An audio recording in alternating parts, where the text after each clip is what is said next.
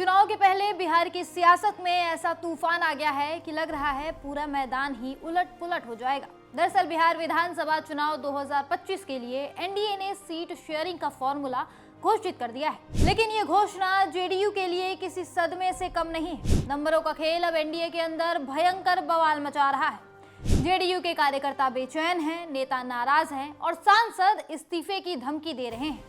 ऐसा लग रहा है कि एनडीए गठबंधन टूटने की कगार पर है।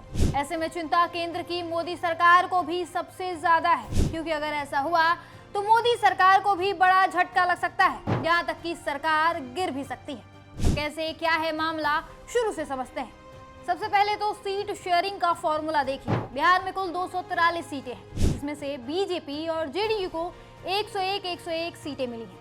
चिराग पासवान की एलजेपी को 29, जो उन्होंने 40 मांगी थी, लेकिन 29 पर सेटल हो गए। तो वहीं जीतन राम मांझी की हम और उपेंद्र कुशवाहा की आरएलएम को महज 6 सीटें दी गई हैं। ये फैसला बाहर से तो ठीक लगता है, लेकिन अंदर का खेल कुछ और है। आप इतिहास देखिए, 2020 के चुनाव में जेडीयू ने 115 सीटों पर लड़ा था और बीजेपी ने 110 पर। जेडीयू हमेशा बड़े भाई की तरह भूमिका में रही, लेकिन इस बार जेडीयू को 14 सीटें कम दी गई हैं। इससे माना जा रहा है कि बीजेपी ने ये दिखाने की कोशिश की है कि अब तुम वो नहीं रहे जो हुआ करते थे। इस फैसले से एक बार ये सवाल भी खड़ा हो गया है कि चुनाव के बाद जेडीयू की बतौर पार्टी क्या स्थिति होगी। जाहिर सी बात है, नीतीश कुमार की गिरती सेहत इसमें सबसे बड़ा रोल प्ले करने वाली है। ऐसे में जेडीयू को सबसे ज्यादा तकलीफ हो रही है। पार्टी के कार्यकर्ताओं में बेचैनी चरम पर है। इस साल की शुरुआत में मंत्रिमंडल विस्तार के बाद से ही जेडीयू नेता बार बार कह रहे थे कि वो विधानसभा चुनाव ज्यादा सीटों पर लड़ेंगे, क्योंकि फरवरी महीने में हुए इस विस्तार में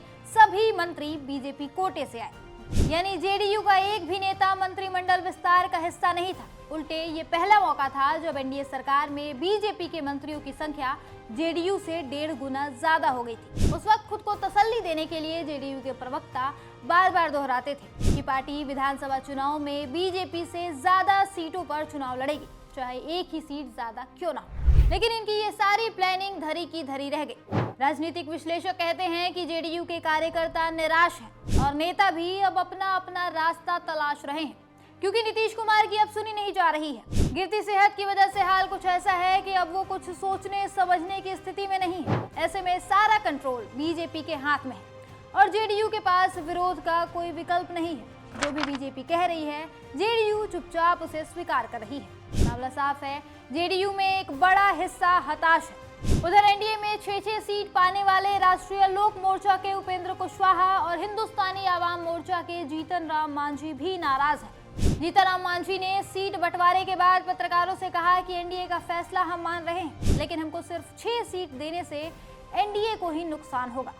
वहीं उपेंद्र कुशवाहा ने भी सोमवार को सोशल मीडिया पर एक पोस्ट करके सीट बंटवारे से अपनी नाराजगी जाहिर की है। उन्होंने लिखा कि आज बादलों ने फिर साजिश की, जहां मेरा घर था वहीं बारिश की। अगर फलक को जिद है बिजलियां गिराने की, तो हमें भी जिद है वहीं पर आशियां बसाने की। सबसे बड़ा झटका जेडीयू को लगा है। भागलपुर से पार्टी के सांसद अजय मंडल ने इस्तीफे की पेशकश कर दी है। उन्होंने नीतीश कुमार को चिट्ठी लिखी और कहा कि टिकट बंटवारे में मेरी राय नहीं ली गई। ऐसे में सांसद पद पर बने रहने का कोई मतलब नहीं, मैं इस्तीफा दे रहा हूं। और ये कोई छोटी बात नहीं है। जेडीयू के पास लोकसभा में 12 सांसद हैं और केंद्र की मोदी सरकार नीतीश के इन सांसदों के कंधे पर टिकी हुई है।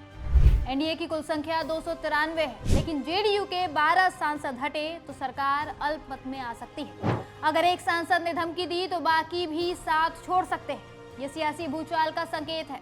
चुनाव से ठीक पहले ऐसा होना एनडीए के लिए खतरे की घंटी है। सवाल उठ रहा है कि क्या बिहार चुनाव होते होते मोदी सरकार गिर जाएगी। उधर बीजेपी भी बड़ी धर्म संकट में फंसी है। वो समझ नहीं पा रही है कि किसका साथ दें और किसे नाराज करें। दरअसल चिराग पासवान ने जेडीयू की राजगीर और सोनबरसा जैसी सिटिंग सीटों पर दावा ठोक दिया है। राजगीर तो नीतीश के गृह जिले नालंदा की है, वहां से कौशल किशोर विधायक है। तो वहीं सोनबरसा से रत्नेश सदा विधायक हैं, जो नीतीश के सबसे करीबी माने जाते हैं। इसीलिए नीतीश इस सीट पर अड़े हुए हैं। कहा जा रहा है कि रत्नेश के साथ उनका रिश्ता इतना गहरा है कि वो इस सीट को कभी नहीं छोड़ेंगे। जेडीयू यहाँ तक कह रही है कि चिराग को उतनी सीटें दे दी गई हैं जितनी के वो लायक भी नहीं है। ऐसे में बीजेपी के पास ये धर्म संकट है कि वो किसकी सुने, चिराग की या फिर जेडीयू की।